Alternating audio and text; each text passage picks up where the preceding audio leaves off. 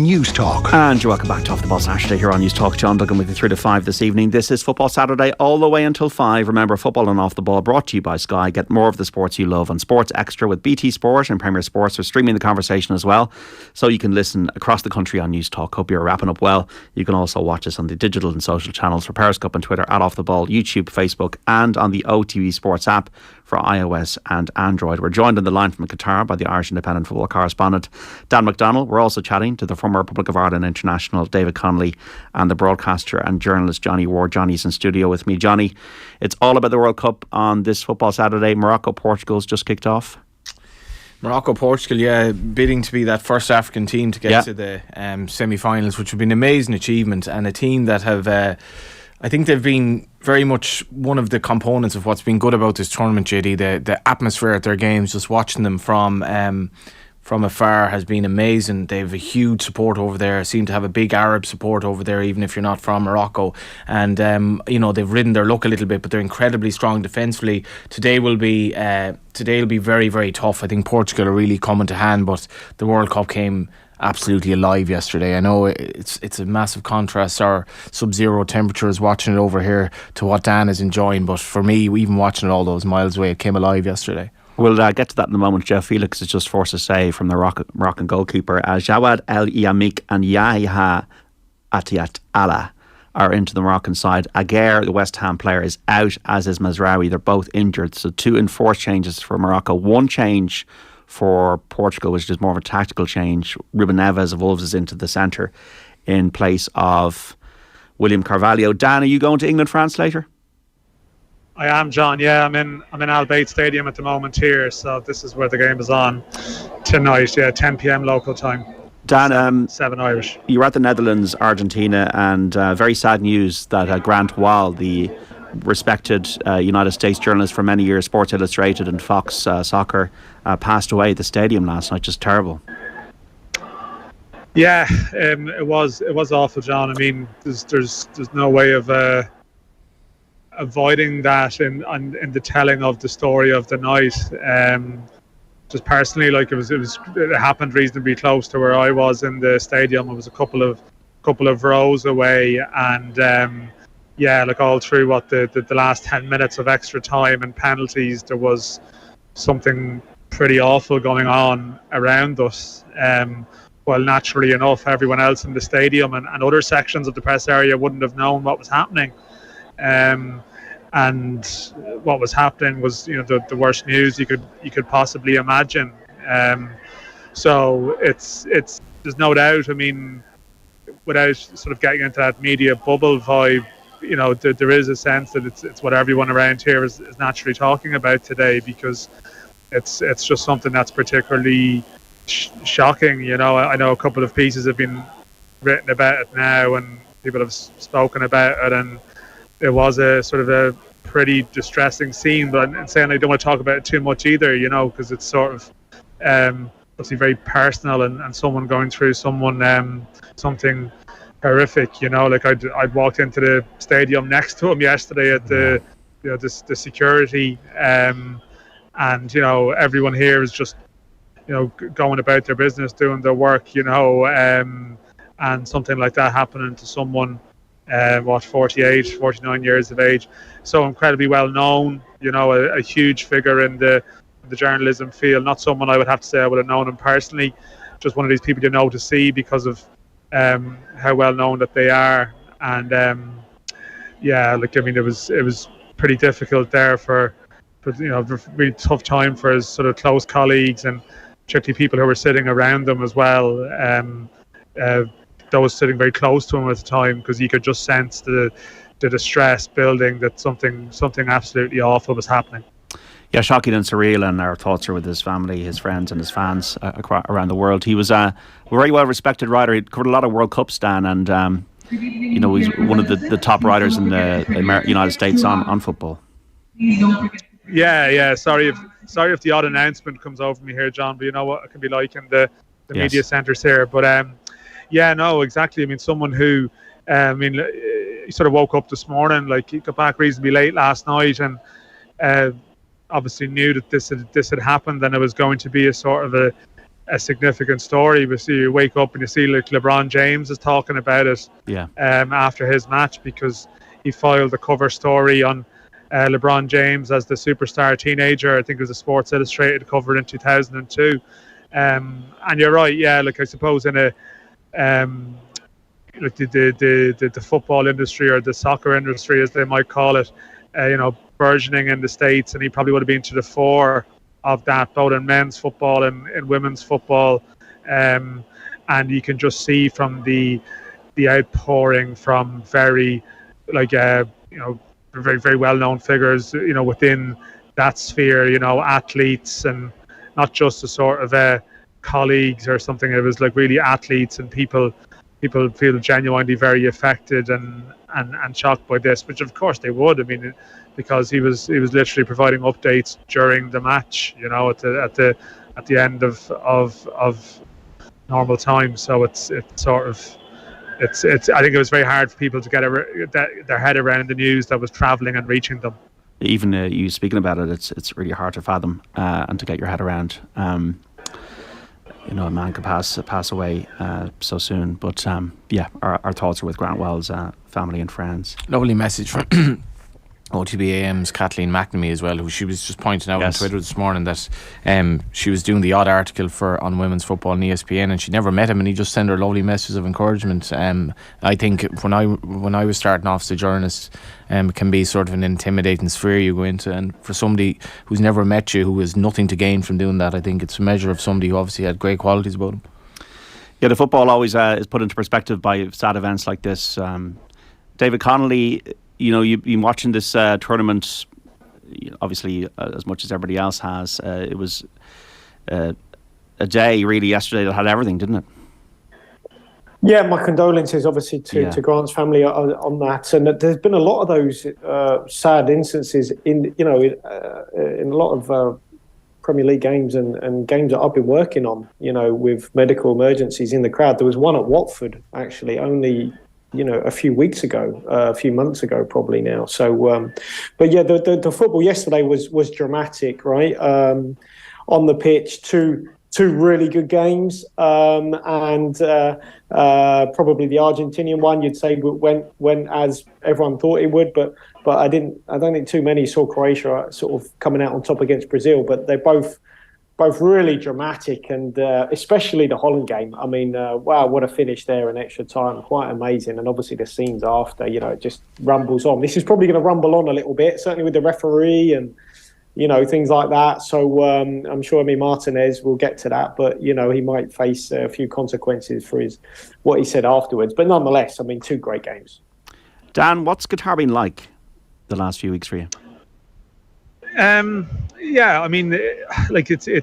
obviously two strands to this tournament. Like there's the football experience of it, which has been very good, in the sense of the facility to attend a large volume of games, how things have generally worked. I think you would meet Irish fans out here, a couple of whom would have travelled, and they were able to do a large volume of games, in a very short space of time, something that will probably never happen in a World Cup again. And so, in some ways, people have had a splendid time, doing that. The other side of Qatar is the fact that it's a one city World Cup effectively.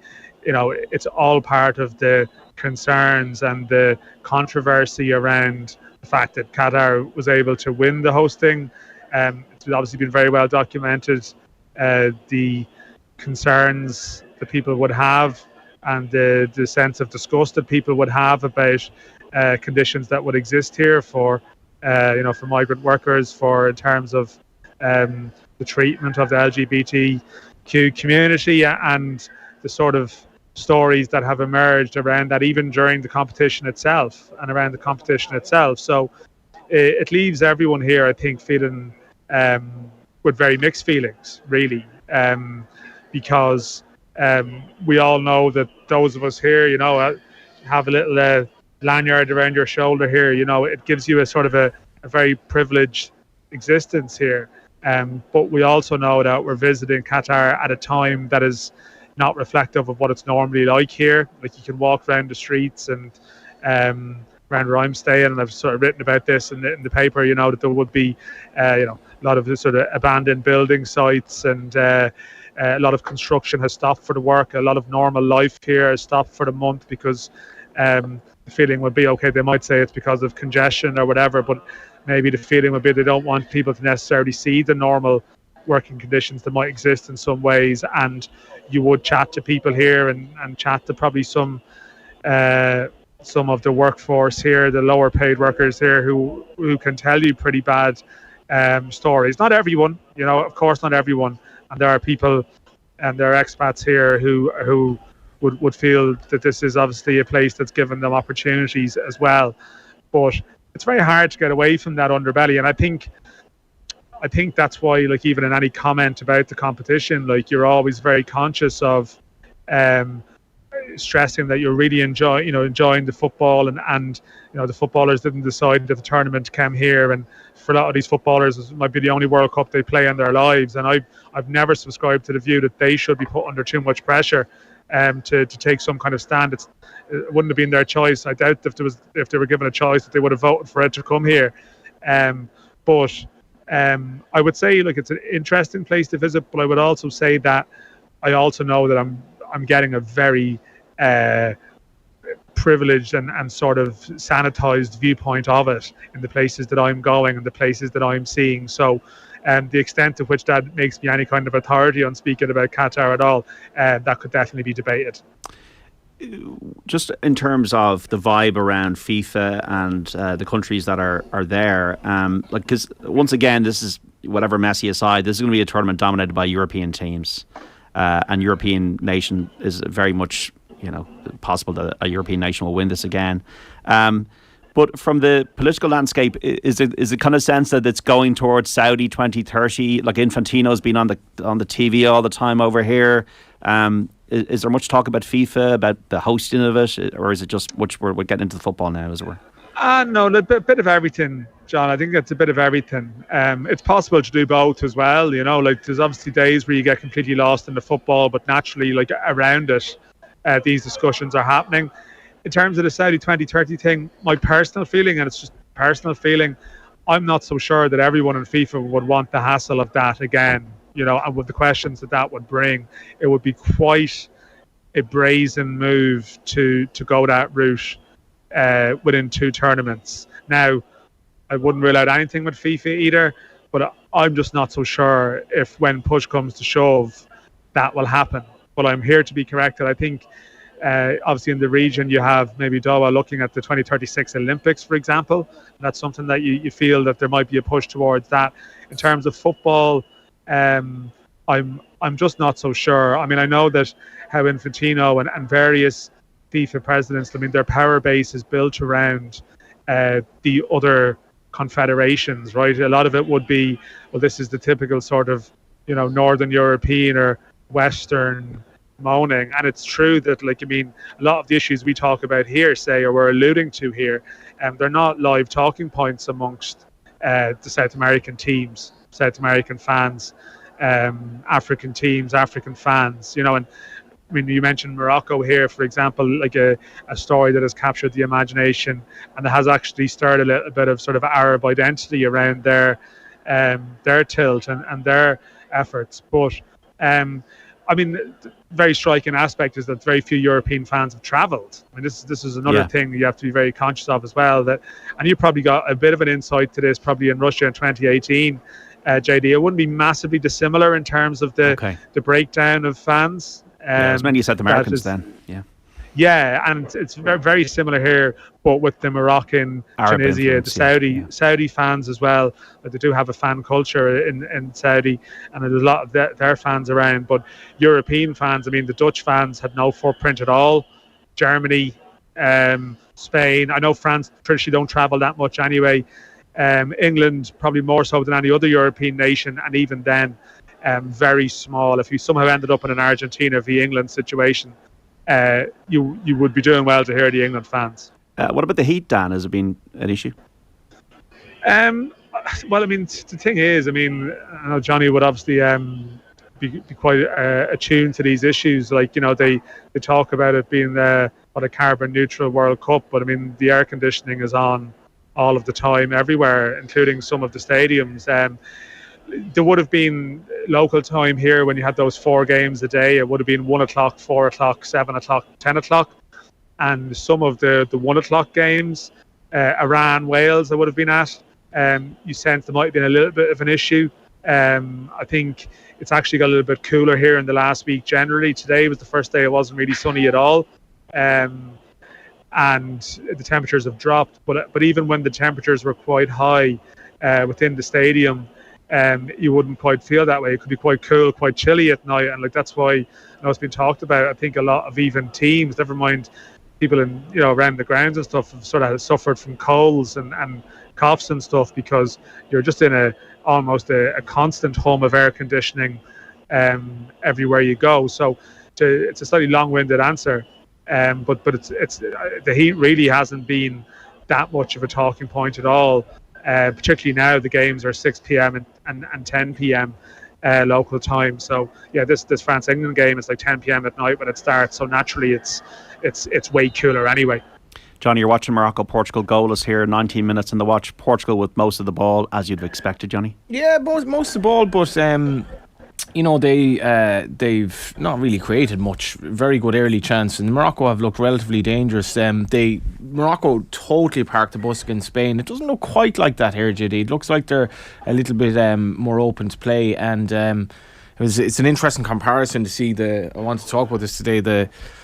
I think the Spanish had 75% possession and 1 shot on target. Well, I can tell you, I think it was 77%. Yeah, and 1 shot on target. And it just shows there are more than one. There's more than one way to skin a cat, in the sense of it was actually terrible to watch. But it's exactly what happened 4 years ago in Russia. And it was just pass. Like you're getting in the car and you're driving around the roundabout all day. Yeah. That's the metaphor I use for it, or whatever the phrase is. And literally going Imagine nowhere. going into your car and driving around the roundabout all day. And then that's exactly what happened. That's what Spain are doing. Thinking of Speed 3 here from Father Ted. But when you compare that then to the absolute old school style of how the Netherlands got back into the game, it's like, don't be afraid to change things up. The big man up top. But like this guy who's basically on loan in Turkey from Burnley, who I'd first seen Weghorst scoring against Dundalk in the Europa League in 2016, and who I remember I used to make the joke with Kieran Kilduff that he muscled this fella out of the way, and Kieran Kilduff would say, look at the way our careers have gone different ways, like diverged, but like,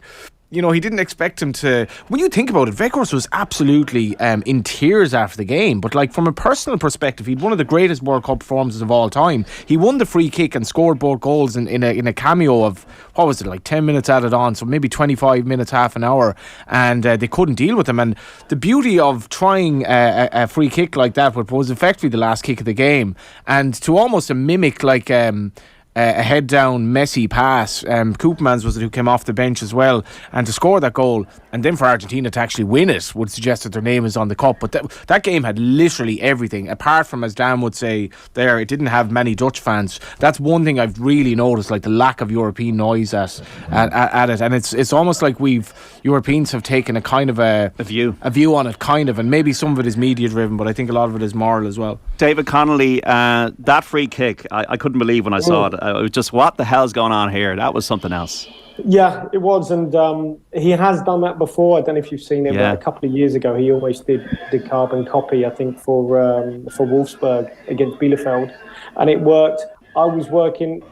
I sort of cast my mind back to other times where there have been games that I've been at and someone has done something like that. And a couple of years ago when Bournemouth got promoted, they were playing Nottingham Forest, right? And it was the 83rd minute, had a free kick edge of the box like that.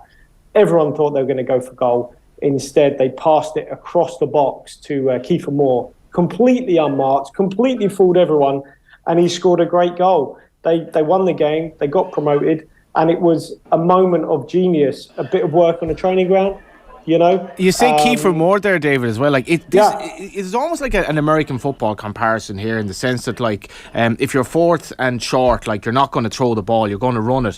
Why would you play a little intricate pass to effectively the biggest lad on the pitch? And he's like 7'10" or something. Like, well, they're definitely not going to give him a little sliver. So they were to try, and as well as that, David, like the Argentinians had lost the plot at this stage. The foul on him in the first place in Veghorst was so ridiculous. I mean, it was a 10-minute of injury time. Hacking the ball against the dugout. It just had everything.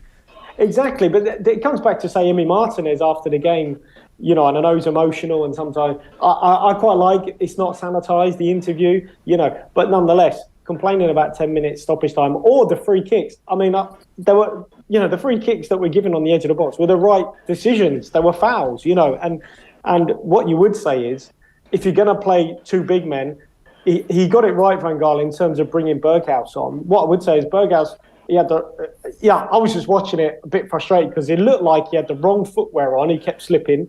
But, he didn't also put enough balls in the box. And when it got to that late stage, they got back in it. But arguably, I think they could have actually served the two big men a bit more often. And I thought when Van Dijk went up top, right, he went up top and then he sort of dropped back. I don't know if you remember. And you're thinking, well, you know what? You might as well just stay up there because, it's a threat. And there are different ways to win. You mentioned Spain and, death by 1,000 passes and all that. It is a bit of a throwback. But look, Barcelona signed Luke de Jong. So you kind of have to give these guys a bit of respect because Weghorst showed the touch there like a Niall Quinn in the box, because Niall Quinn, like in terms of big men that I played with, had probably the best touch of not just big men, but of most players I played with, to be honest, So like sometimes you just because they're a big man, you do sling it in the box, but also, you don't get to play for Luke de Jong to play for the likes of Barcelona or Weghorst. They're really good players, So the free kick was outstanding. Make no mistake, it was a moment of absolute brilliance. I mean, I jumped. I was watching it. I jumped up in my living room, and I just thought it was amazing. I thought it was just brilliant to see because you don't see it that often, right? In such important moments. I saw it at Bournemouth a couple of years ago. Something completely, that completely deceived and fooled everyone. To do it on that biggest stage was brilliant. Obviously it didn't work out for them in the end, but nonetheless, great game. So Dan, it's still on for Lionel Messi. He goes to the quarter-final on Tuesday. The semi-final, yeah. Sorry, semi-final. It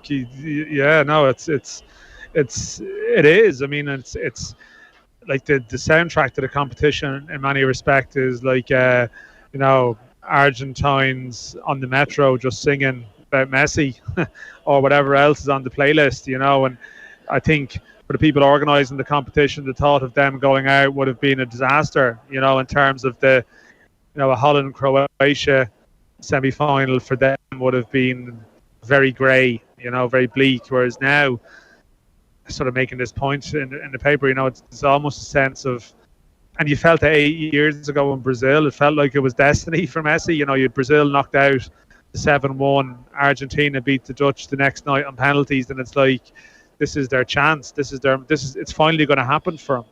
And while it's dangerous to underestimate Croatia again, as I would have before the game yesterday, and I'd seen their 4 previous games, and I still didn't quite believe that they'd match Brazil over 120.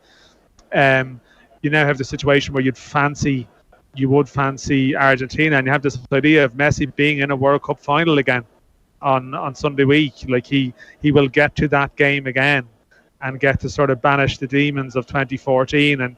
And I mean, there's a lot to unpack from how Argentina performed last night. I mean, do you focus on the sort of the 100 or so good minutes or the 20 bad ones? But from where they started this competition, they're still in a reasonable place. Provided, there's such emotion and energy around their games that you must think it's exhausting for them in some ways, the responsibility they're carrying. But I mean, if they get through Tuesday, they've got 5 days to just really soak it up and think this could be the time.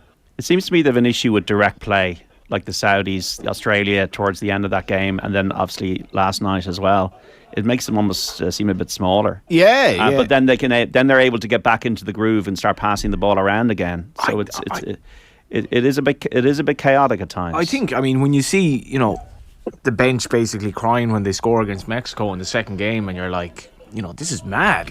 Control yourselves here. This is second in the tournament. That game turned out to be massive for them, though, when you think about it. They were really struggling to break Mexico down. But it's Messi's genius. And Messi's genius. There was one moment there. There was the moment against Australia where he put it literally in, exactly in the corner. And then last night, the assist for the first goal, he didn't even look, and then scores the penalty. And then this is a big thing with Neymar.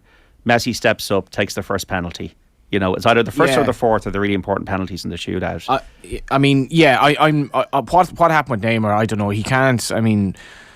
Is Tite saying we want to have him taking the last penalty because it's the most important? I don't think the most important. It's not the most important. It's the most important if it's 4-4. Yeah, but I think how often is it 4-4? I don't think he would have shirked responsibility. You've seen him play, and I think he's had a lot of harsh criticism. Neymar, even in 90 minutes, as much as he was on the periphery, he was still doing things. He looked like he was going to make things happen. Got an amazing goal. I've some sympathy for him. He's 30 now, I think. Yeah. And for Messi, who, if you go back to the media commentary, sort of probably after maybe even before the Mexico game, after the Mexico game, where it's like he can't do this anymore, he can't do that anymore. That pass was utterly insane, that first pass for the first goal yesterday. And I think everyone now really is beyond wondering what that neutral team is, because you are willing Messi to do this. You're not willing England to do it now?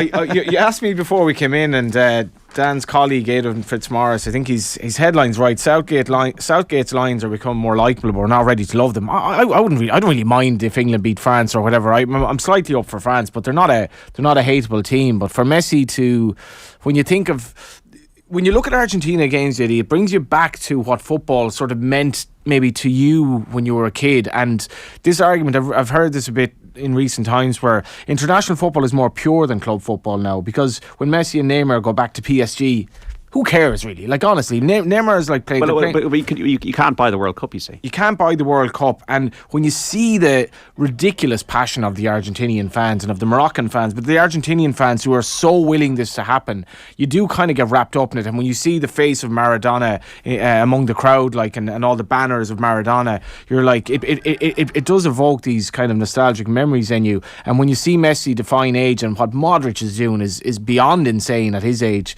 it has restored my love in the World Cup as we thought it might, even though we had so many issues with it from the outset. But it's almost like the sports washing wins, isn't it? So yeah, that's another thing. 53106, Garrett's been in touch. I'm really tired of the narrative that the best penalty taker should go first. It's factually wrong. Think of England's history of penalties with people like Shearer and Kane going first, and see how that's worked out for them. Probably not last. Well, not last. Well, Neymar didn't get the chance, did he?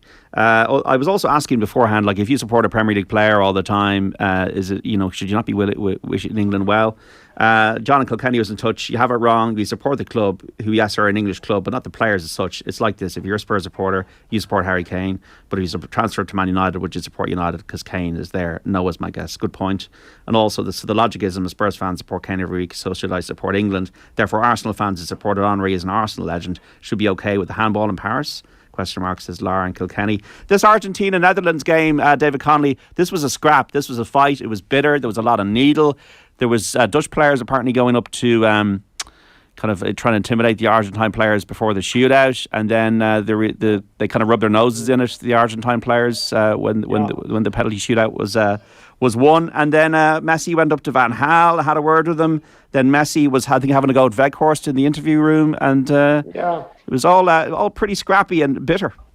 Yeah, it was. Obviously you had the incident with the bench, booting the ball into the bench, which we saw something similar in the Tunisia game. Hannibal, who's at Birmingham, he threw a ball at Mitchell Duke from Australia on the floor. So it's the second time that kind of, the benches have been involved in something on the pitch. That sort of, it's not becoming of a World Cup, where you've got benches involved. So I don't know. I thought that was a bit unsavoury, I guess you might say, you might expect it in that sort of pressure situation, what's gone on, the penalties, the kind of the psychology. Holland trying to put off Lautaro Martinez. There was four lads, trying to trying to get to La Tour as he's made that walk. Now, I've made that walk. It is a lonely walk, and you're sort of trying to focus on taking your penalty. So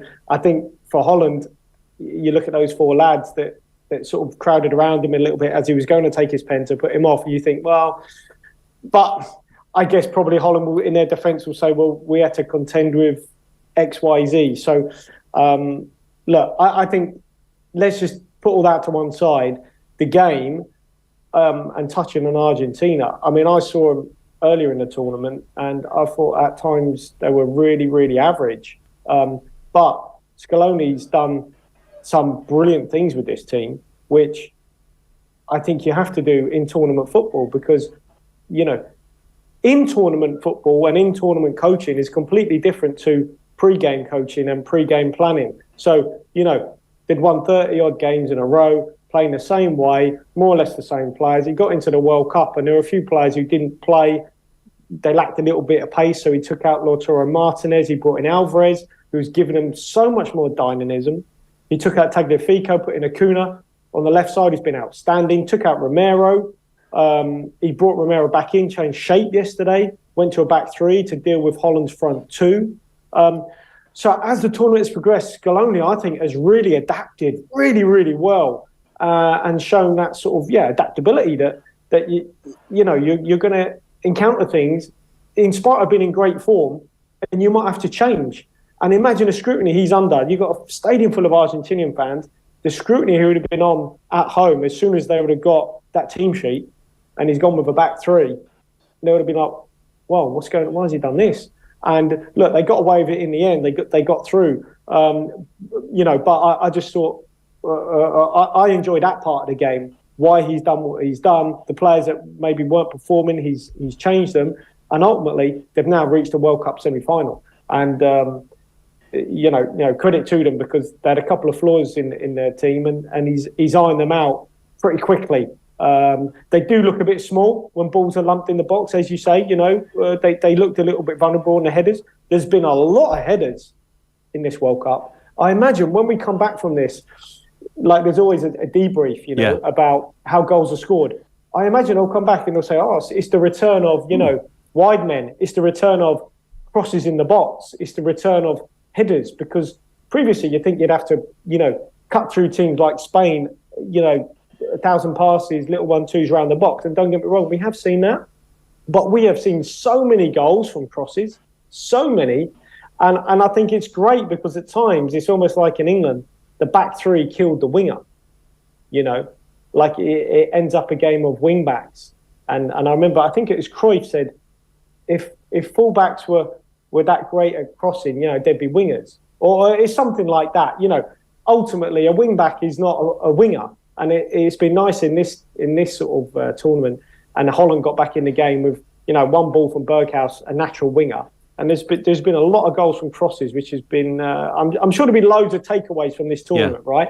But a lot of it will be, return of 4-3-3 and, a lot of goals from headers and deliveries in the box, rather than maybe your intricate play. There's been counter-attack goals, don't get me wrong, but a lot from crosses. Got to take a break. David Connolly, Dan McDonnell in Qatar, and Johnny Ward on Football Saturday. Morocco 0, Portugal 0. A couple of chances there. Kind of, I'd say quarter chances for Morocco. Sedem Amala and Sofiane Boufal. But Portugal not having it all their own way in this quarter final.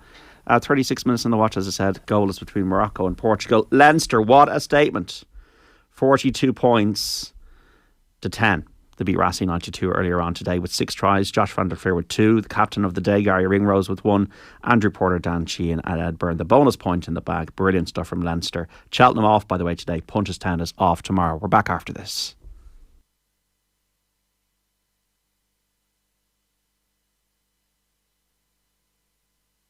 Morocco 1, Portugal 0. Morocco have scored at the World Cup in the quarter-finals. Youssef En-Nesyri has scored. Ronaldo looking crestfallen on the bench. Johnny Ward, this is unbelievable stuff. Yeah, Morocco have been well in the game, and I think it's Bruno Fernandes misses a clearance. Very, very sloppy from Portugal, and it's a cross in from the left, hung up in the air. And the keeper just had a horror show. He's come out to punch it, but completely missed it. And to be fair to Morocco, they've been well in the game, and big challenge for Portugal. Morocco are not used to, and Leslie with the goal, Morocco are not used to going ahead early on against these teams, and they held Spain and got to penalties. But this is going to be fascinating. The way this World Cup is going, Ronaldo's going to be the hero today, JD. It's almost written in the stars. Another cross. Another cross. Header. Yeah, another header, right? Big so time. many. Big time, David Connolly. Big time. I don't know if you've been watching this, David, but what have you made of it so far? Yeah, I mean, I've just seen it. Yeah, I mean, in the series, he's a good striker, right? At Sevilla, played Champions League. You put the ball in the box, and he's a big, powerful boy. You got to say that. I mean, the keeper's come an awful long way. Hasn't got there, and I think he knows, doesn't he, Diego Costa, that was a bad mistake. Now they got the goal. I mean, they've only conceded one, haven't they? And that was an OG so far, Morocco. So tough to overturn for Portugal. Dan, what's the reaction like in the stadium there in Qatar? Yeah, no, there's a few cheers, all right, when that happened, JD. Like, it's be a stunning shot against the crossbar from Portugal there. Bit of a roar for that. But you're way ahead of us. You're way ahead of us. Sorry. I hate to be ruining that for you. There is a shot coming from Portugal. This is even more suspicious, really. But yeah, you gamble in Qatar.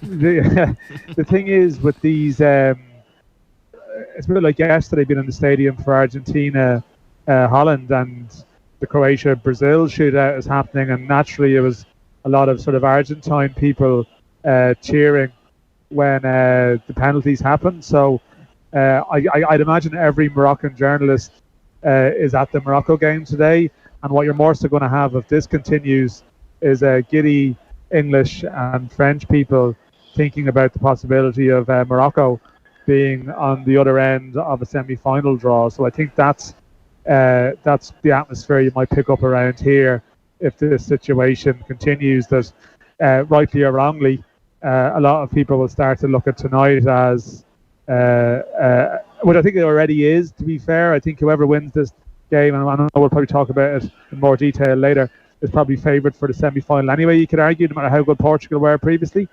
But this now would really throw things up, and it would be a very, very historic moment. It's going to be compelling, JD, because but by the way, Portugal have upped it now. Portugal have completely upped it now. When they played Spain, as David says, it was like death by a thousand passes, and Spain knew, okay, we can get to extra time. Where Portugal now absolutely have to score, and they are going to up the ante. Otavio is acting the maggot here. He's just really annoying me now. By the way, it's some strike off the bar. Who was that? It looked like Bruno Fernandes, was it? Was it Bruno?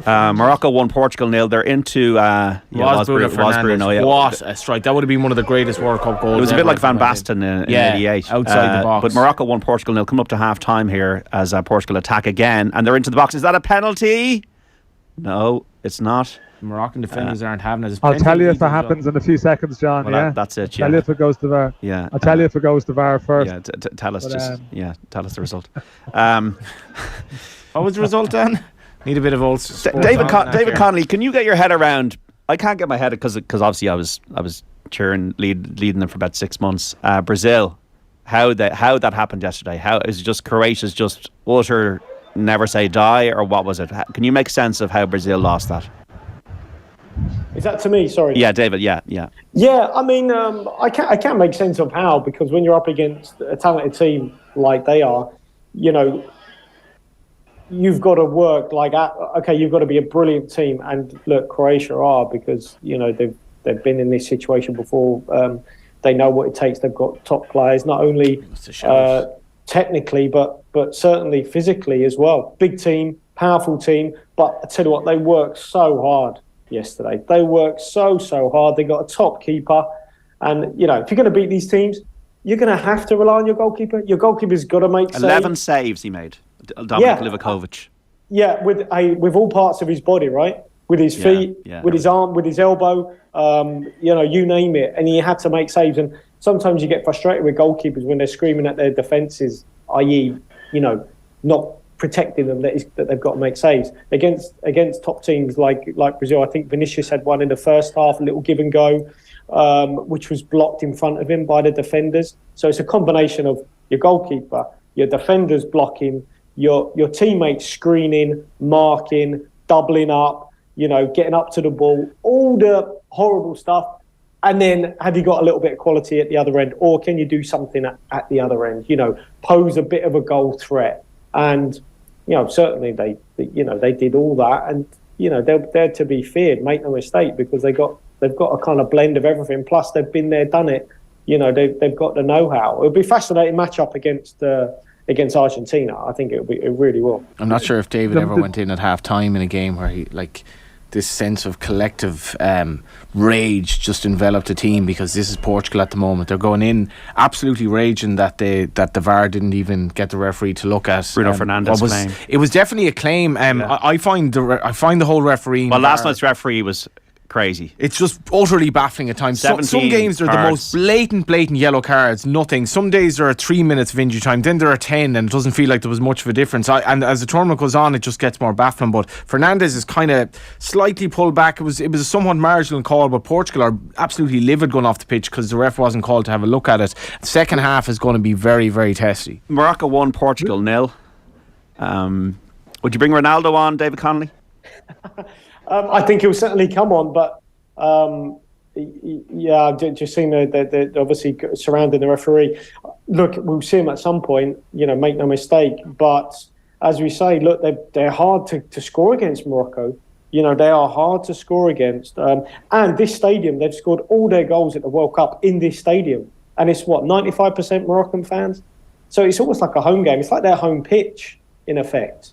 5 goals they've scored this World Cup, all in this stadium, and the fans are kind of treating it like a home game.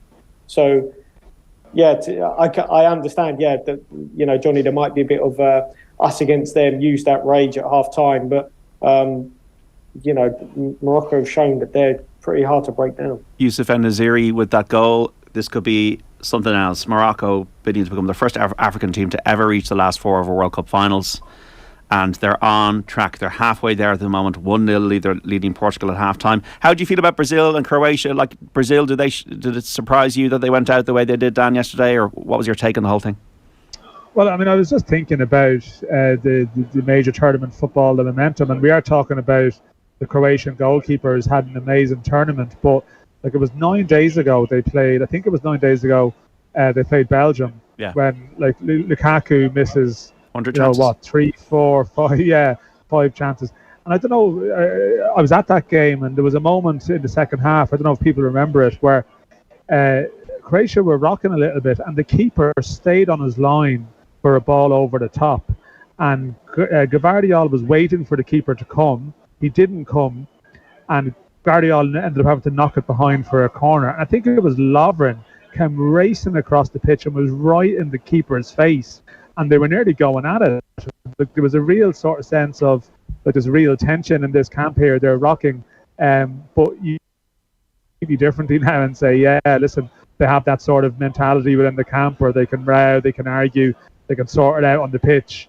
And look at it now. He's now talked about rightly as one of the keepers of the competition. They could have been done in that game. And as I said, I was at all 4 of Croatia's opening games.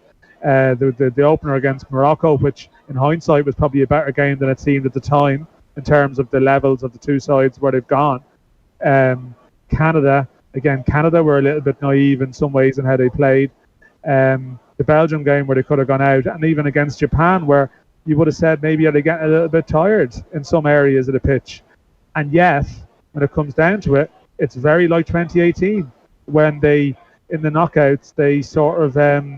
They rode their luck early, but they just kept going. And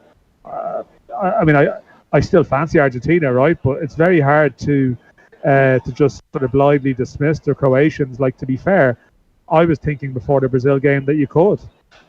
Yeah. The quality of their passing, but Brazil gave them the midfield. They did to an extent. Let's not overstate things. Croatia, I'm not one shot on target, which is deflected off Marquinhos, and that's it. Nothing. But in fairness, their ability, and it shouldn't be underestimated, the ability to keep the ball and control the narrative against Brazil allowed them to do that. They did. They had Neymar playing more advanced, and the two kind of holding midfielders came back. But they thought they could win it through wingers. That's a serious midfield. That's possibly the best midfield in the competition. And Modric for me me, I don't know, I spoke about this last week. I cannot, he's so inspirational what he's doing, and to do that in so late in extra time, and it's not like he's totally changed his game. He's still running around a lot and was the best player on the pitch, really, in my view, and his ability to dictate at that age is inspirational. And from an Irish perspective, how can Croatia with a population of under 4 million do what we are miles away from doing? And we really need to look at this, because if Croatia can do it, surely we can do it at some stage.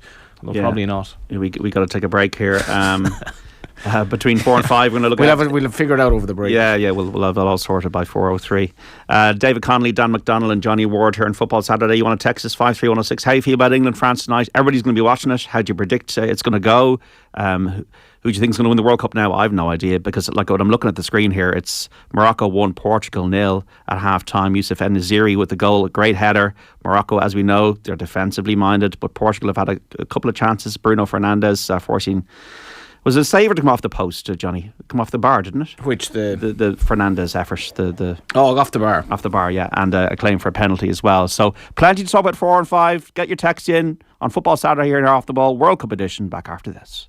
And welcome back to Off the Ball Saturday here on News Talk. John Duggan with you 3 to 5. This is Football Saturday. Remember, Football and Off the Ball brought to you by Sky. Get more of the sports you love on Sports Extra with BT Sport and Premier Sports. You can text us 53106.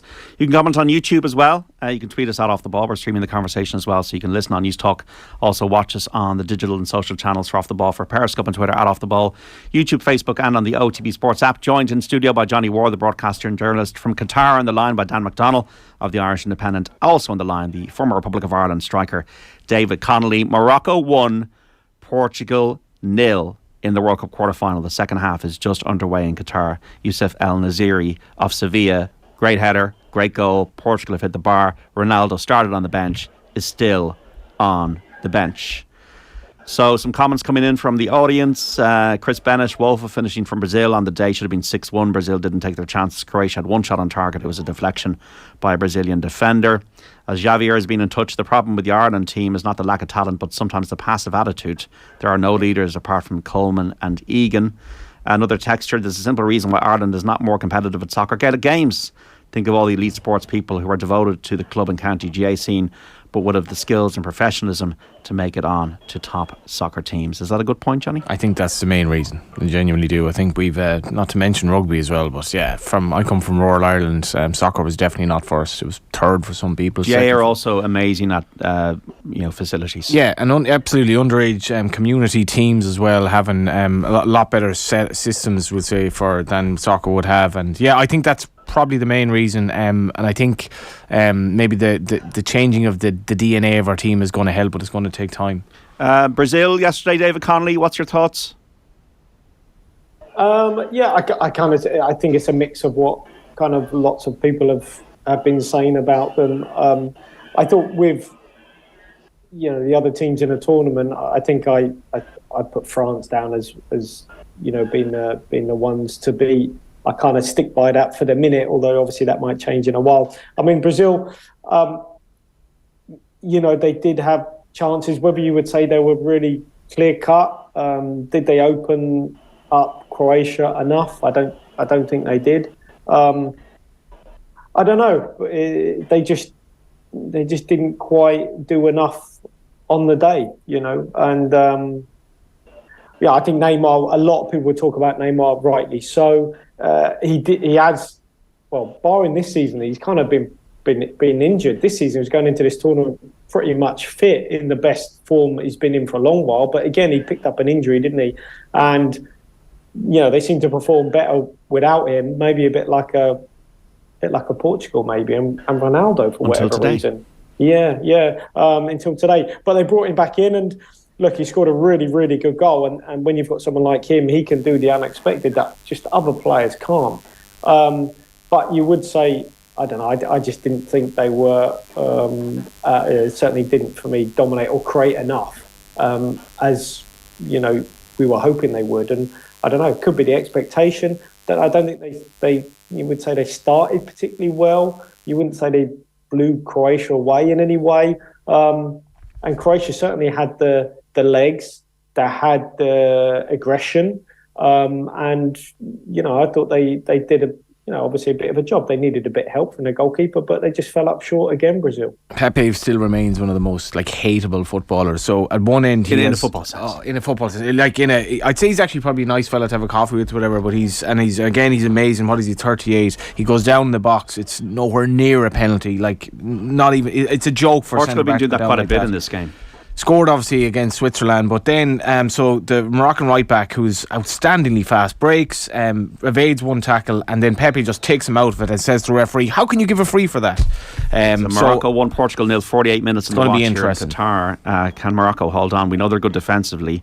Portugal, they're going to have to raise it. They're going to have to get something out of this. They're going to have to try and maybe bring on Rafael Leao, do something. Nearly there from Morocco. It was a good save from Diogo Costa in the end of the Portuguese goal. So, brilliant once again from set pieces, a fantastic set piece, brilliant into the box, and nearly could have been 2-0, but it's still 1-0 Morocco against Portugal. England, France. Dan, you're at the game. You'll be at the 7:00 kickoff tonight. With all these things, England, they've scored 12 goals. There seems to be a happy unit. Will they play to their strengths? Is there a general... have you been following them? Have you seen them? What's the vibe around England out there? I've been to their games. I was at the USA and the Wales games. Probably neither of them England at their best, other than that period against Wales where they did turn it on. I've actually probably seen more of France. But I don't know. I was reading stories earlier on about concerns about the victory parades not being able to go ahead due to strikes in the UK, and I was like, right, have we reached that stage of the hype machine here? Because to be fair, right, it's not quite like that. They don't have the same noise around them that they've had in previous tournaments in terms of, well, documented. 2006, 2010, 2002, even. The golden generation, and there always seemed to be sort of mad stuff going on around the camp. I know there's maybe one or two stories about maybe Ben White, having a few tensions with Steve Holland. But that's maybe fringe player stuff. In terms of the general body of the group, it seems pretty serene. So, I think. We saw.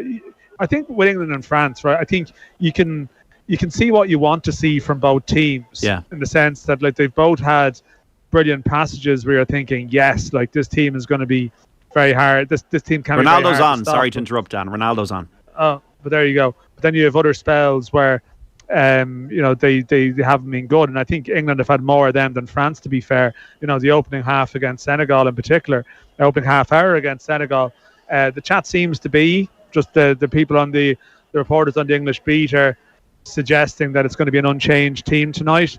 There maybe had been half an idea that Southgate might revert to his back three for this game, which was sort of his preferred system previously. But the sense seems to be that they're going to go with the sort of the 3-4. Sorry, they're not going to go with the 3-4-3. So they're going with the back four and the three in midfield again. And that seems to be from the belief that they can better France in that department. So in the midfield department, that is. So it's probably quite a positive team selection if that proves to be the case, but clearly leaves them potentially vulnerable to a France side that have a very, very strong front four. David Connolly, what should England do? What should Gareth Southgate do in terms of troubling France later on, do you think? Yeah, I got to say, we had a sort of, if you have a pro license, you have to do a certain amount of hours to keep your pro license, with the English FA. So we had a Zoom CPD event this week, and it was on Gareth Southgate and his style of leadership, and it was interesting. It's stuff that I think everyone kind of knows about his style of management, how he leads, and I think you can say whatever you want, and there's been a lot of stuff said about Gareth Southgate in terms of could he manage a particular club in the Premier League, for example, but he's made some big calls coming into this tournament, and they've all kind of worked out so far. He's changed shape as well, changed formation. He's stuck with Harry Maguire despite everyone, more or less saying that there's no way Harry Maguire should be starting in this World Cup. Did he bow to a bit of pressure to play Phil Foden? We don't know, but it was the right call. So you got to kind of say that he's, bringing in Henderson, freeing up Jude Bellingham to be a box-to-box midfielder. Little bits and pieces that he's done, right? Sticking with Harry Kane. Kane gets his goal against Senegal. So he's shown loyalty, but I don't think it's not blind loyalty, And I think there are. I know some of the questions sent before were, is this a likeable England team? Well, I think it kind of is. I think that those players, look like pretty likeable, honest players that don't seem to have an ego. Maybe like I know Dan was saying there about this golden generation that England had, which you might say, I don't know. We don't know this, but this is what we heard, right? You might sit in different areas, different parts of the dining room. Maybe you'd have the top players in one part, the perceived others in a different part. I mean, to me, it looks like they have really, really focused on the culture around the national team, and obviously a lot of that comes back to, say, in a bigger, grander scheme of things, right? You got to talk about the Premier League, the St George's Park having a base for the English FA now, and they've had that for a long time. Don't get me wrong, but good coaching courses. Ultimately, you distill that all down. This team has been given every possible tool it needs to succeed. From the support staff to, the EPPP, the academy system, producing like technically outstanding players that are certainly on a par with other, top countries. I think previously, like maybe Holland would be ahead of them, or, Germany or France. I think, in all honesty, because I've done a lot of my coaching courses, and the top one with the English FA, I can say that they're really good courses, right? So if you put on good courses, you get good coaches. Those coaches go out, they coach well in the academy system. That means those players are learning technical and tactical stuff from a young age at a higher level. You bring that to the table, you end up with a side that, then does well at World Cups, reaches Final Fours or Final Eights, maybe a final, and you've got sort of a really good squad. And if you've got someone at the helm of that who can just keep it, bubbling along, not having major disruptions, not falling out with players, a calm way of leadership, treating them like grown-ups. If you want to go home, Raheem Sterling, go home. Like all those little things, like Ancelotti's book about quiet leadership. I think Gareth Southgate's kind of similar like that. So say whatever you want about him. He's got a talented group, and they don't need to be managed in a harsh, abrasive manner. They need kind of just to be cajoled along. And I think he's done that pretty well, to be honest. Dan, you've said you've seen quite a bit of France. Mbappe, is he as electric and as brilliant as he appears on the television? Oh no, he is. He's sensational. I'm just looking at Roman Size coming off here from Morocco, by the way, which is a big one for them. I mean, they've already lost Aguerd from West Ham, and they're really running on empty here. That's in that defensive department. But I mean, Mbappe. I mean, this is the thing. God, imagine any sort of tired, battered, and bruised side facing Mbappe.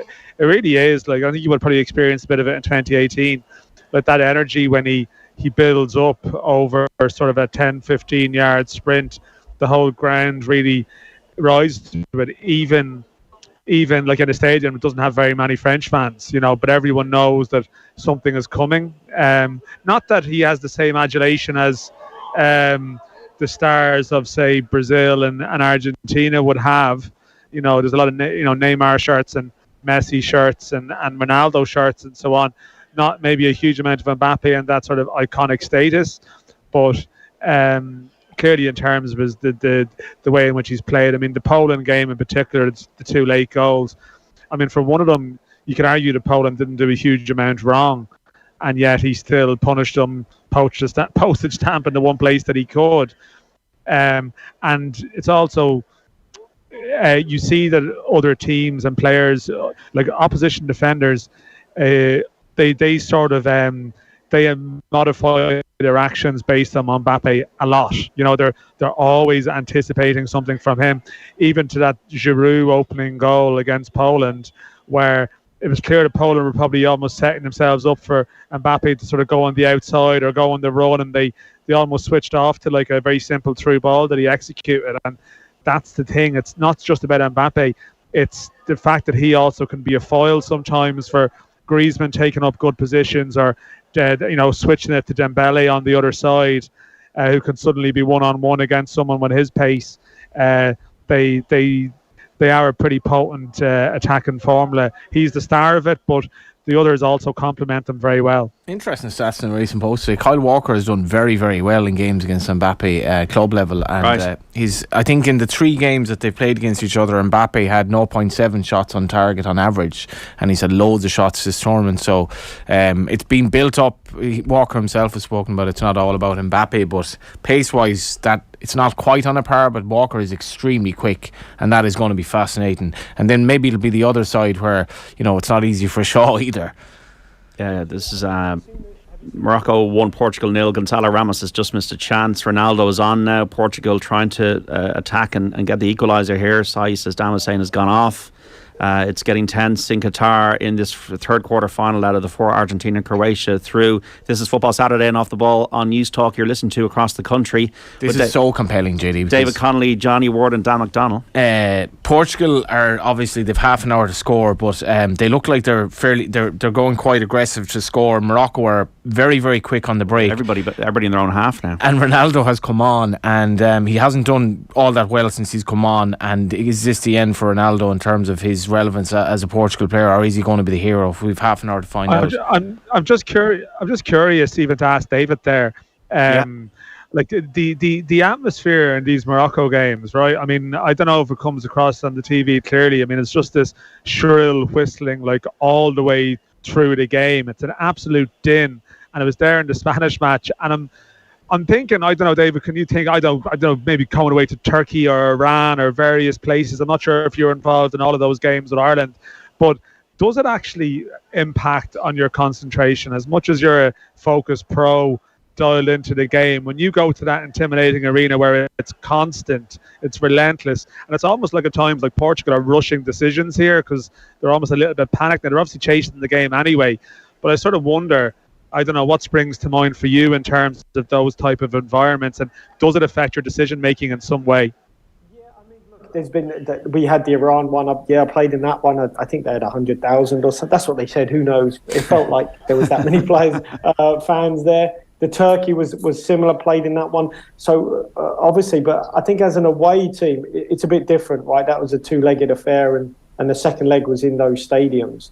I think as a player, you actually quite like going to the lines then, and trying to get a result. And sometimes they've been the best performances I can look back on. But at other times, you think those 2-legged games are a bit different because those sides had a lead, or they had an away goal to hold on to. Turkey had, yeah.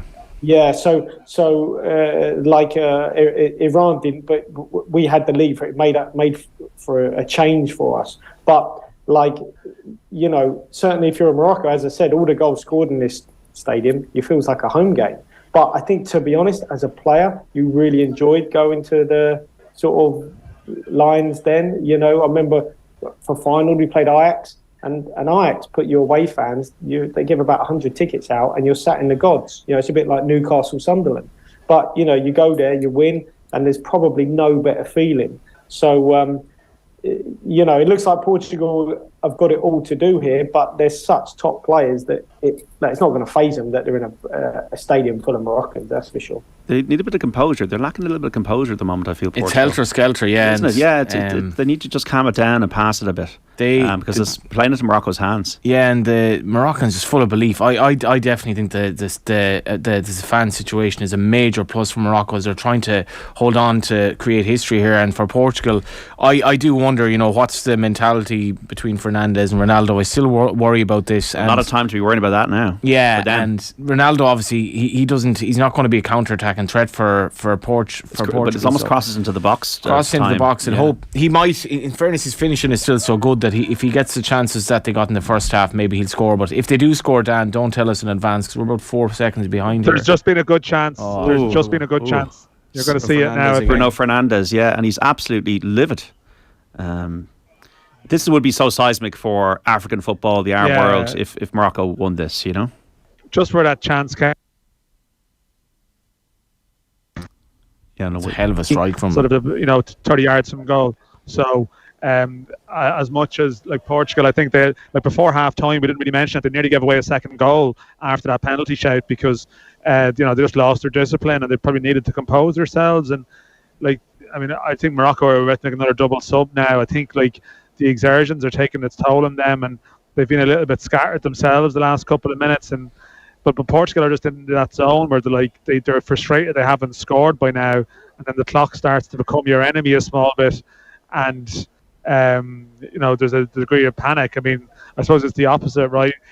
Spain had no urgency at all in terms of addressing a situation like this. They would be patient until the last minute to a fall to the point where it killed them, whereas Portugal almost just need to, as you mentioned there, just they still have 25 minutes plus probably another 8, so it's not all lost, but their body language is like a team that's increasingly feeling that way. Yeah, I think if they score they'll be okay because they got another half an hour, don't they, with extra time. But it's time for leadership from a Portuguese perspective. Spain are like the Harlem Globetrotters that don't score any baskets. David Connolly, so England, France, the tactical, what you're seeing obviously from the tactical perspective, what are the arguments for England? What are the arguments for France, as it were? Well, I mean, look, you would say that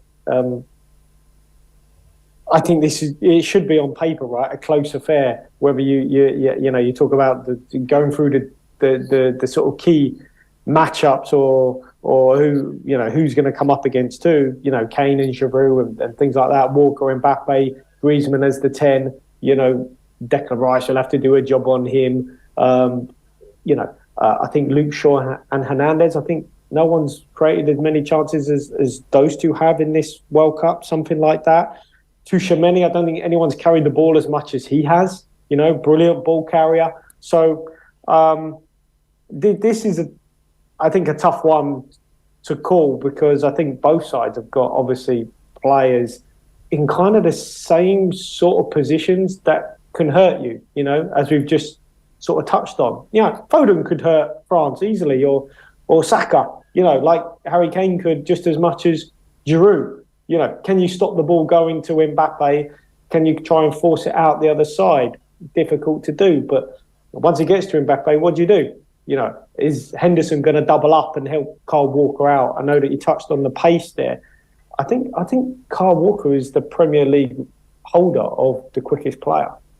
So he will certainly have the pace, but one thing you can't do is get out and close him down too quickly. You can't get out the line of the ball too early because then he might just run in behind and be put in behind. And Griezmann and players they've got so many talented players. So, look, I think it's a really, really tough one to call. But France are still favourites for me, but it wouldn't surprise me if England beat them. Absolutely not. And certainly Jude Bellingham has shown, thankfully, a box-to-box midfielder is back, right? You don't just have to be a sitting midfield player. You don't just have to be a kind of attacking midfield player. You can be a midfield player, a bit like a Roy Keane of old or whatever, a proper box-to-box midfielder who can do a bit of everything. And he's been outstanding. Yeah, John Summers in touch on YouTube. Could you ask David how much he'd cost Jude Bellingham? I wouldn't like to know, but I would say I saw him make his debut in, I think it was the EFL Trophy at Portsmouth, right? As a whatever he was a few years ago, 16-year-old. There was one man and his dog there because it was this trophy that's not looked upon very favourably, and like he's obviously left there. They retired his shirt, which at the time everyone was like, how can you retire someone's shirt? He's barely played, sort of 50 games. But boy, has he shown his worth, Got a header, hasn't he? Got a goal of his head, assisted. I mean, what would he be worth? I dread to think, you're talking sort of, I don't know, 3 figures probably, 100 million plus. I have no idea But I love that there's a box-to-box midfielder, an old style who can do a little bit of everything, right? He's got ability with the ball at his feet. He can work in tight areas. He can run like a Steven Gerrard, but then he can score like a Lampard.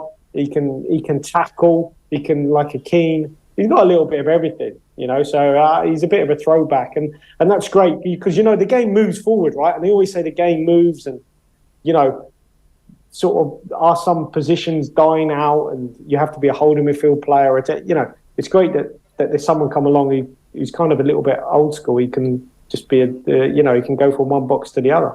Morocco 1, Portugal 0. Substitutions for Portugal. Gonzalo Ramos, the hat-trick hero against the Swiss, is off for Rafael Leao of AC Milan, and Otavio is off for Vitinha. Johnny, are we making any progress towards a Portugal equaliser here? Well, Morocco have now put pretty much everyone in their own half, but they look perfectly happy. The body language of Portugal is a little bit worrying. What they do have is time. They still have 25 minutes, but it's very helter-skelter. Fernandes cutting a frustrating figure. They're trying to pass the ball through, and you would be getting worried if you're from a Portuguese perspective here. We could be on the cusp of history, but there is going to be some drama. I definitely think Morocco are going to get a chance or two as well, as Portugal are very, very they've gone advanced in terms of where their high line is, and Morocco have a bit of pace. This is all about Ronaldo for me, JD. He's going to look like he's completely finished, or he's going to get an unbelievable goal, or you blame him though, really, in this No, occasion? not at all. It's just this is his time to really show that he can still do something, and maybe he will. Rafael Leao there making an immediate impact, getting to the byline, which is what Portugal need to do. If Ronaldo gets a chance, you fancy he'll put it away, and I think this tournament just has had so much drama. But from a neutral's perspective, you got to be willing Morocco to do this, and with that crowd behind them, what a semi-final it will be. Danny, I'm sure you've been to many games. What else have you picked out from the tournaments as a whole? I mean, even the failures, the Belgiums, the Spains, the Germanys. Are there things you've seen over there from games that might enlighten us? Yeah, I mean, there was a certain quality to, like, I think some of the African sides, like, and I suppose it's fitting. We're watching like Morocco now, like Senegal even were a little bit unlucky with the sort of injuries they had, the unavailability they had even for the England game.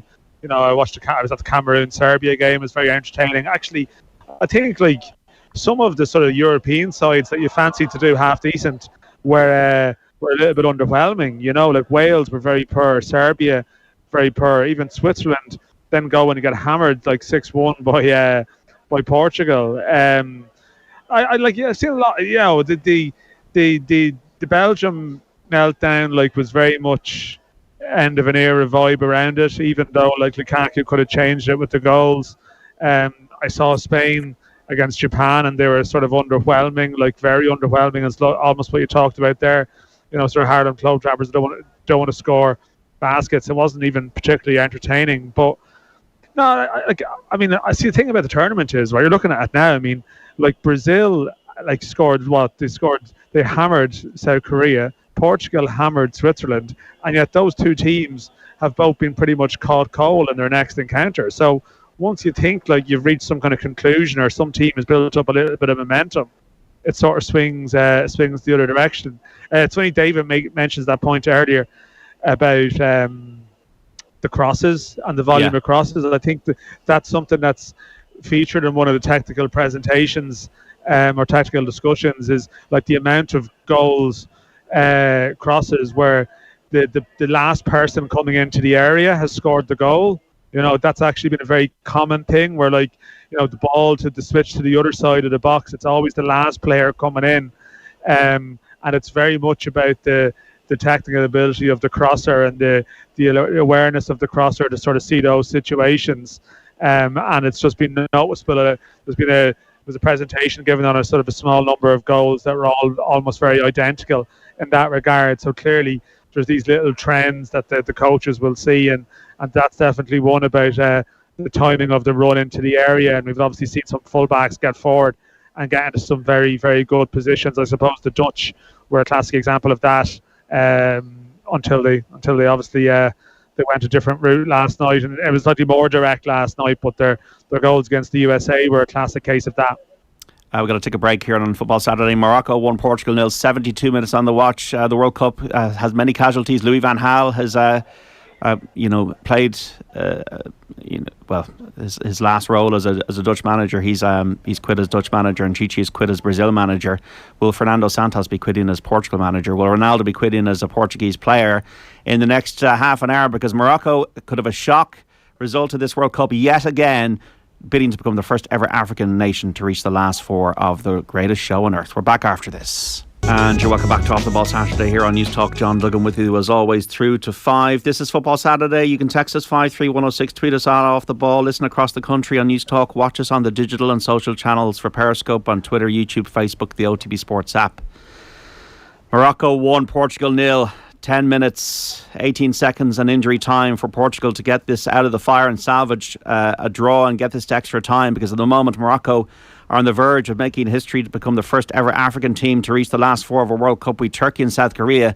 Shock World Cup semi-finalists 20 years ago. Morocco, never been here before, never been to this stage, and the Atlas Lions are ahead. Youssef El Naziri with the goal in the first half. Ronaldo is on the pitch. Johnny Ward, this is dramatic.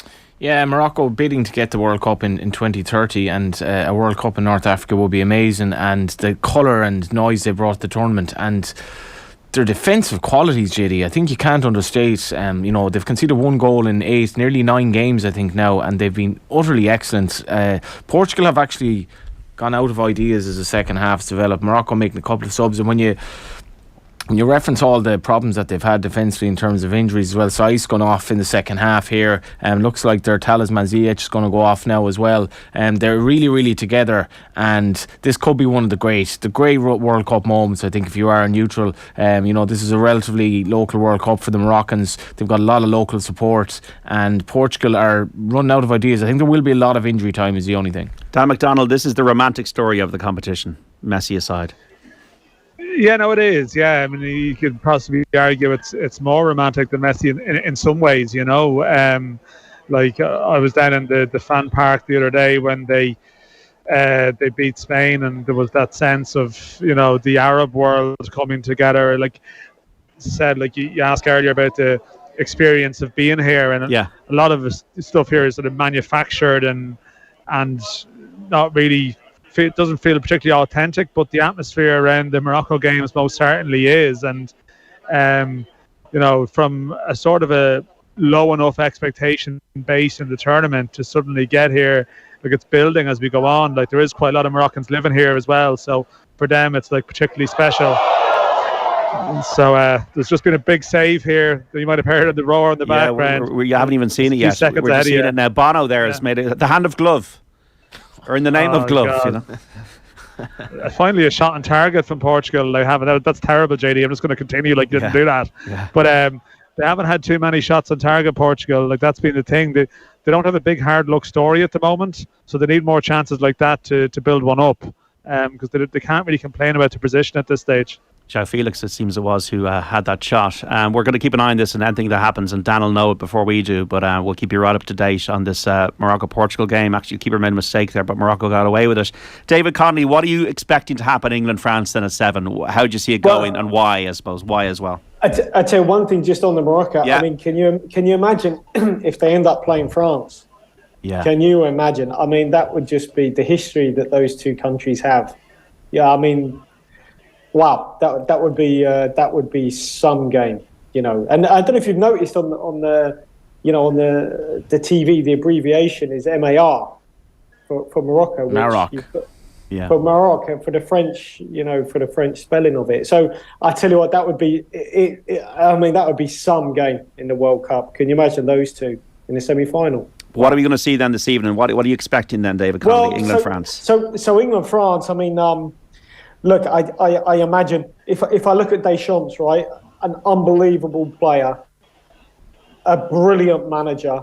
I would say he would have the upper hand. I mean, we've talked about Gareth Southgate, but I think if I was looking at him as a manager, in this World Cup, I like looking at the managers as well and seeing what they can do.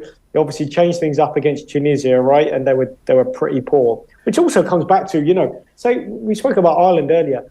I wonder what Stephen Kenny would be taking out of this World Cup in terms of goals scored. If you got to a tournament, could you progress in a tournament playing a particular way? Do you have to get to a tournament to play one way, but then play a different way in the tournament? There's been some direct goals scored in this tournament, which, I think the challenge for us, like Ireland, would be actually getting to the tournament, and I think it will get easier. So when you get there, I know we said earlier, like, we're a long way behind, but I think once you actually get there, I think it's different. It is different tournament football in a short period of time. But anyway, I digress. I think hopefully it's going to be a great game tonight. That's what I hope, with the matchups that we've got all over the pitch. But tough one to call, to be honest. Dan McDonnell, what do you expect in England-France later on? Yeah, I probably was thinking France, but I mean, certainly as it gets a bit closer, I can see the English angle big time. Particularly if they are going with that team, like they definitely can probably with Foden and Saka. They can cause some problems for France. Like, I just think Griezmann's a big player in the game, particularly because I mean, some of the commentary in England, it's very much talking about Rice, Bellingham, and Henderson, and Rabiot and Tchouaméni, but almost like it's a 3v2. But I mean, Griezmann's movement in there, can he sort of disrupt Rice, or is it Mbappe's movements? I know David mentioned, Henderson, does he double up in terms of Mbappe? There's so much, there's so much to advertise this game. I really just think if Morocco go through here, like, the English euphoria around the place is definitely going to lift up a notch in that sense of this is their time coming. But I'm still leaning towards a France win because of the individual brilliance they have, and ultimately you saw against Senegal that Stones and Maguire can be really troubled, and if France are really purring, they can trouble them. But I think this one could go all the way. I'm not going to lie, but marginal preference for France, but not as strong as I was feeling earlier in the week, I have to say. It's the first time they're facing a proper striking unit as well. And France? England. Yeah. France as well. Like, and I'm not sure about France defensively as well. It's gonna. I think we'll see the England defence under a lot more pressure tonight. I think Giroud's going to have a big game as well. I think my thought process is evolving a lot more towards the fact that I don't think the South American teams are as good as they are or they were. And we're all raising the diet of Brazil and Argentina and the beautiful football they can play at times and the individual skill. But Europe has dominated this World Cup now. And Morocco.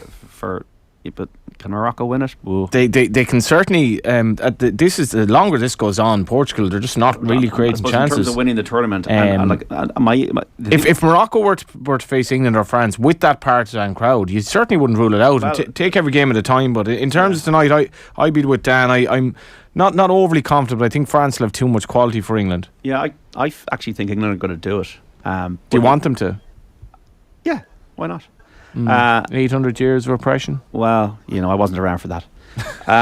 You weren't around for any of it, actually. No, actually, not any of it. Yeah, we were brought up sort of to not want England to win, and that's fair enough. But as time goes on, I want Messi to win. I want Declan Rice to win. I don't really care about Declan Rice. I think that England have to believe because against Italy they were too conservative. They went back into their shell. Against Croatia 4 years ago they didn't have the midfield they have now, and that is Rice and Bellingham. I think they do believe a bit more now. They have the point I'm making about South American football is that the Premier League is where it's at. It's where it's a global league, and I know Messi doesn't play there, and I know other players don't play there, but most of the world's top players play there. Haaland, Salah, Messi, Mbappe, Neymar. We know why they're in PSG because of the money. So, you got to think that England with Harry Kane, Foden, and Saka are really world-class players, and I think that is something that France have not been tested against in this World Cup. That's why I think England have a right chance this evening. I think England need to play to their strengths. Conversely, I think the French attack, and with a very good functional midfield, Rabiot playing well, with just the England's inability to really press too far forward with the pace that Dembele and Mbappe have, and I think Giroud as well. Giroud is going to give them plenty to think about. France marginally for me. France marginally. I'm calling everything wrong this week though, JD. Well, I call Brazil for about 6 months out. Yeah, so I still can't get over that goes in the dustbin with the Manchester City Champions League stuff. But Harry Kane, David Connolly, Euro striker. To me, he's a complete player. He's a 9, he's a 10. At times he gets injured, but Yeah, I mean, he's class. I mean, the amount of times I've spoken about him, being able to do. He's certainly more involved than Giroud, right? I mean, I love Giroud. I think Giroud was a brilliant signing for Chelsea, for example. I think they brought him in a free in the winter transfer window in January or whatever. I mean, he's a phenomenal finisher, right? If you serve him, he will score goals. You would say Mbappe and Dembele are not particularly servers, right? They're attacking wingers who will go for goal themselves. So I think Giroud does pretty well to get the goals that he does, to be honest, with those two on the outside. I mean, Koundé is not a fullback. So Koundé is a centre-half playing right back. Will Phil Foden, if he's up against him. Interestingly, will England play with natural width? France don't. They obviously play with opposite foot wingers coming in. That's why they get their goals. They're not really on the outside, so it's up to Hernandez to get on the outside of Mbappe. But, will Foden play off the left? I mean, it's a kind of a sort of a Guardiola way to play with natural width on that side, in the wide area. I love playing with natural width. I don't know, maybe it's from my time in Holland, but I like natural-footed wingers that are going on the outside, like his goal, Foden's goal. Would he have scored it? I think when Kane set him up, when he crossed in, I forget the goal. I don't know if it was Iran. I can't remember. But Foden at the back post using his natural foot because he's coming in off the left. This is a goal. Sorry, David. This is a goal that Ronaldo scores, JD. I don't know if you've seen it, David. I think it's a goal he scores definitely in his prime, the first minute of the 8 of injury time, and he's missed. I haven't seen it, but my Wi-Fi is notoriously bad, lads. I'm sure I'm a few minutes behind you, but you get what you pay for. I haven't quite seen it, but so I think, look, it'd be nice to see Foden playing off that left side, and Southgate has tweaked that, right? Because Foden didn't start on the left, so little bits and pieces along the way. They'll maybe Foden up against Koundé could be a bit of a problem for France. We're into the first of 8 minutes of stoppage time here. Morocco won, Portugal 0 in the World Cup quarter-final. Yusuf El Naziri's goal in the first half, and Portugal are continuing to attack, and Morocco have got everybody behind the ball here, Johnny. They've everyone behind the ball, but at the same time, as I was kind of alluding to, they do offer a threat on the break. They're very quick, and Portugal just totally overplayed a pass. They're out of play. So now we're edging into the 3rd minute of the 8. Shadiri, I think, is on a yellow there, and Morocco, their energy levels, defensive. I was just asking you about the coach. I don't know much about him, JD, but this is an incredibly well coached team to have conceded 1 goal in what's nearly 5 World Cup games against the calibre of the opposition they've played, and they have that that bit of quality as well that they can cause some problems on the break. And Portugal have, this is probably watching the last 6 minutes of Ronaldo as a Portuguese player here, I think. Yeah, it's dramatic there. Dan McDonnell, has something happened there?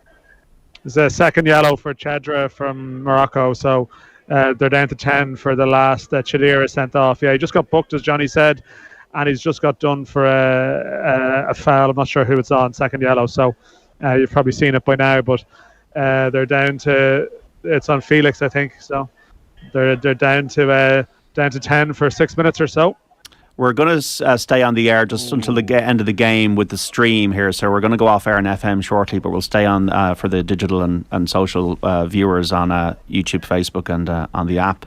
Tomorrow on the show 1 to 7, just to let you know, folks, Joe's here, are going to reflect on England, France, Martin Lipton, Philippe Auclair, Keith Wood is at Thomond Park.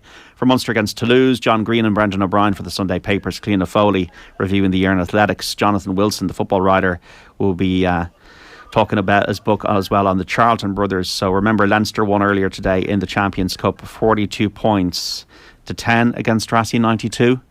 We're now into 3 minutes of 8 stoppage time. So, like, it's David Connolly, you're going for France then, isn't it? That's your verdict. Well, I kind of tipped them at the start, which, like, you can't go against yourself. Yeah, can't. It's no great shakes that they were one of the favourites then. But yeah, I'd be. Although, look, it would not surprise me if England beat them. It wouldn't. And if it goes all the way into penalties, then you just don't know. All these little things that, I mean, we haven't discussed, say, Luis Enrique.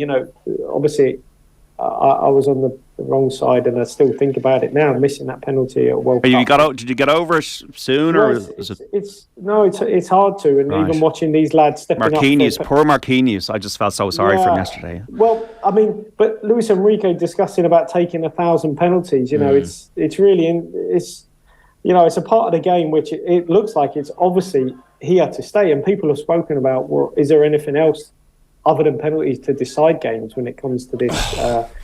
What else is there? But I mean, practice 1,000 times and you still come out the wrong. I mean, it's just it's difficult. It's really difficult. Okay, we're going to stay on the streams, as I said, on YouTube, Facebook, and on the app, and on Twitter with David, Dan, and Johnny just until the end of this game. Morocco 1, Portugal 0. Looks like it's there for Morocco. 4.5 minutes into 8 of stoppage time. They're set to become the first ever African team to reach the last 4 of a World Cup. What a story for Morocco and for global sport this is. It's just a very romantic story that they're about to do it. It looks like it, with Bono about to take the goal kick here. So Morocco 1, Portugal 0. Thanks very much for listening on your radio today here on News Talk across the country on FM. We'll speak to you on the radio at 1 o'clock tomorrow, and we'll stay on the streams here. So bye-bye for now on the FM. I think that could be Pepe and Ronaldo's last moments. It's Morocco 1, Portugal 0. 7 minutes, 19 seconds here of the 8, and its history is about to be made here at the World Cup in the quarterfinals. Already had Croatia beat Brazil on penalties. We've had Argentina beat the Netherlands on penalties. Are Morocco going to be the third team into the last 4 as they attack here through Portugal through Rafael Leao? And the ball is cleared, and we're only like 20 seconds away, and the Moroccan nation and the fans and everybody in the sideline, there's 37 million people in Morocco and many more as well in the diaspora. The celebrations that are going to be there across the country are going to be wild. They're already wild in the stadium. It looks like it's there, and Dan McDonnell, it is there. Morocco are through. They beat Portugal 1-0. Wow. Oh my, yeah, it's happened. How many times? Like, you think of Ghana in 2010, you think of Cameroon in 1990. The opportunities that were there, and now it has happened. I'm just looking at Cristiano Ronaldo, a few tears in his eyes, walking off the pitch. But I mean, as I said, like not many spontaneous things happen here in Qatar. But I think the other night after Morocco beat Spain, a lot of cars going along, beeping down the motorway. Flags out the windows and so on, and I think no matter what happens in the England-France game later on, as much as this town can belong to anyone, it'll belong to Morocco tonight. Amazing. So they started the tournament, they drew 0-0 with Croatia, they beat Belgium 2-0, they beat Canada, and the only goal they conceded 2-1 win was an own goal, and then they beat Spain on penalties, as Dan said, and then Youssef Iziri from Sevilla got the headed goal in the first half, and Morocco are through. As Ronaldo, as you say, he's walking down the tunnel there, absolutely distraught, a bit like Neymar yesterday, crying his eyes out, and that'll be it. That'll be the end of the involvement for Ronaldo at the World Cup. It's amazing what's happened here this afternoon. I don't think anybody could have expected Morocco to win, apart from themselves, their fans, their coaching team, and their coach only took over in the end of August. I played for Morocco. Yeah, go on. Yeah, I just think the squad effort as well. I think that's got to be something that they take like a huge amount from as a group, that it's such a team success. Because I mean, they have Mazraoui as well. Like, he's had issues. Aguerd, another starter from the previous game. Then you have like Saiz going off injured. So you're basically like finishing this game with your 2 sort of second choice centre halves. But I think that's probably the tribute to the coach. And as Johnny has alluded to there, like the discipline that they have, that sort of like pieces of a jigsaw, whoever comes on still seems to fit, and they still seem to slot into a role. And I mean, I still have that slight fear that, it's just going to be so emotionally draining for them when it comes to the semi-final. But I don't know, you sort of keep writing them off. You think, yeah, they have this atmosphere. They are going to have to move grounds for the semi-final. They're going to be up here in Al Bayt, where I am at the moment. That's where the semi-final is. It's the furthest flung destination. That's where they played Croatia in the opening game. But come and beat them. You know what they're going to do. See, are you good enough to do it? I mean, they've taken down Spain and Portugal, so that's extraordinary. And as sort of David alluded to as well, I mean, the Moroccan population around Europe, I mean, Spain was huge for them as well in that respect. There was real feeling to that one. And if it was France, that would be some night to be in Paris, never mind some night to be in Doha. Yeah, Rada Regraoui is the coach, and he's just embracing his players there. What a story. The joy of sport, Johnny. The joy of sports. Unpredictability, just having another day in the sun, and many days it's had. You know, they're having our 1990 moment here where... Big time. You know, and I still... You know, I was, 7 years of age, but I mean, that just absolutely stopped the nation, that gripped the nation, and it created this kind of...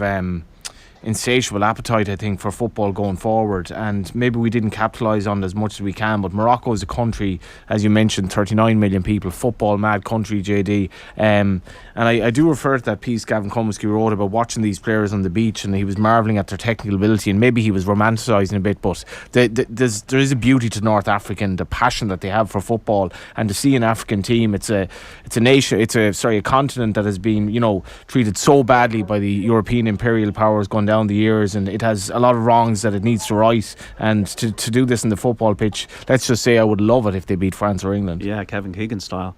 The manager there getting the bumps from his players, like, you know, great for African football, but also great for the Arab world as well. And you know, it says a lot, doesn't it, Dan, for the basics of organisation, discipline, squad unity, you know, all the things that you can maybe just take for granted, but have got Morocco further in the tournament than Brazil, Germany, Spain, and now Portugal. Yeah, well, it's important than anything, right? Like we talk about the World Cup as it's the ultimate arbiter, say, of, you know, the best of the best or whatever it might be, but it's also knockout football. You know, like it's when you talk about Greece in 2004, maybe as an example, maybe not seen as a flattering one, but it can be an inspiring one as well too. You know, and like this is it. It's like you get into this situation. It's like, right, we have 90 minutes. What can you do? Can you break us down? And a lot talked about probably the smaller build up to this competition. You know, teams maybe have 6 days together, 8 days together, short window. So every coach has to use that to the best of their ability to create something.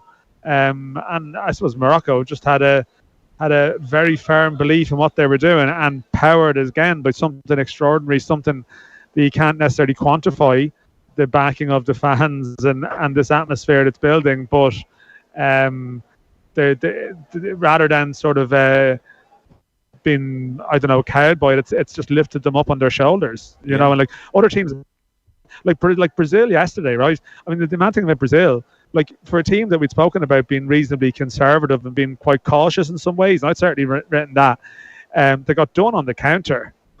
They got done on a counter-attack 1-0 up, which was actually incredibly ill-disciplined. And Morocco here, when it came to the crunch moments, they kept their discipline. I mean, Portugal were poor, right? They couldn't beat the first man, but some of the crosses lay on, and I just definitely think they completely got caught up in the occasion, and it beat them.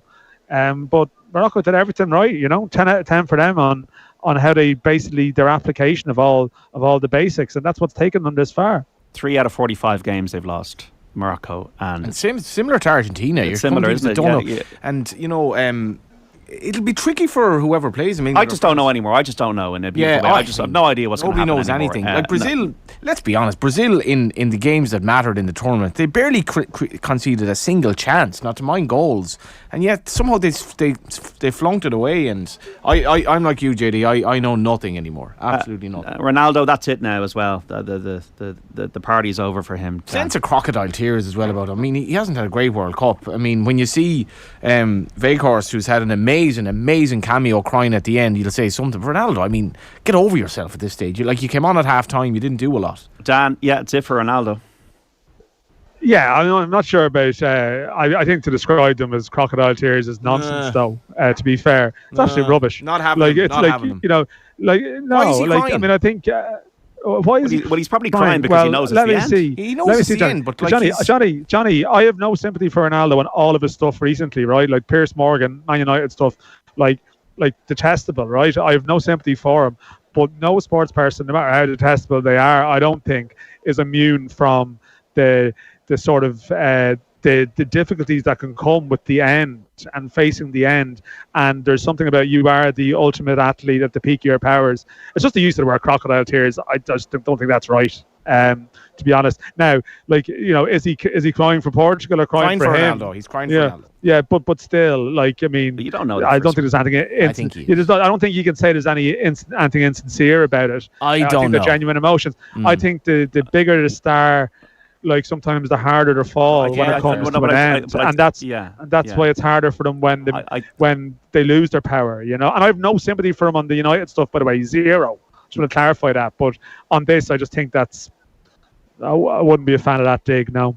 No, I think they are genuine emotions. I think they're genuine emotions because this is the end of maybe 6 months, a year, 2 years of absolute internal turmoil over the fact that he knows he has it personal. I know that as well. Yeah. But I didn't see any other Portuguese player crying. And for Ronaldo, if I were in that perspective, because they weren't on camera, Johnny. They weren't on camera. Are you telling me there's like that's what are you talking about? They spanned across the whole pitch basically, and it was only Ronaldo going down the tunnel, and Neymar, in fairness, Neymar did as well. And there is a bit of a link there. But you are the producer's dream if you think that the only player crying is the person they have the camera in their face. If I find any other Portuguese player who cried, I'll send it on to you. But I don't know. He didn't play that much of a role in the tournament. That's like, it's not like No, but it's not about that. It's about the fact that it's one of the greatest players of all time, and it's now come to an end. With it with grace.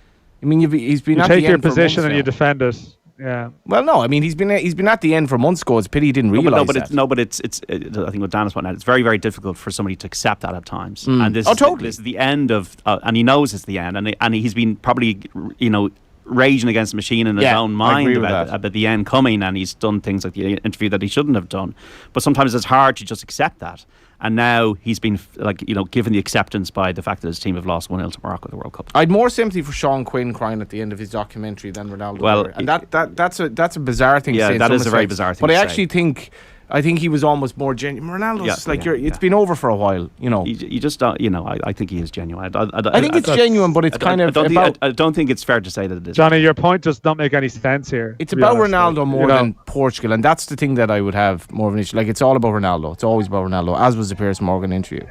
Dan, on that note, enjoy England-France this evening, and given what's happened over the last, just over 24 hours, I've no idea what's going to happen, but let's hope it's as entertaining as the last 3 games have been. Yeah, that's. I mean, what can we even expect to happen? Who knows? But is it coming home? Is it coming home with a semi-final against Morocco? Oh God, let's see what happens. Mind yourself. Speak next week. Thanks, Dan. An England-Argentina final. It's all gonna happen. Yeah, we'll chat on the FM at 1:00 tomorrow. We'll speak then.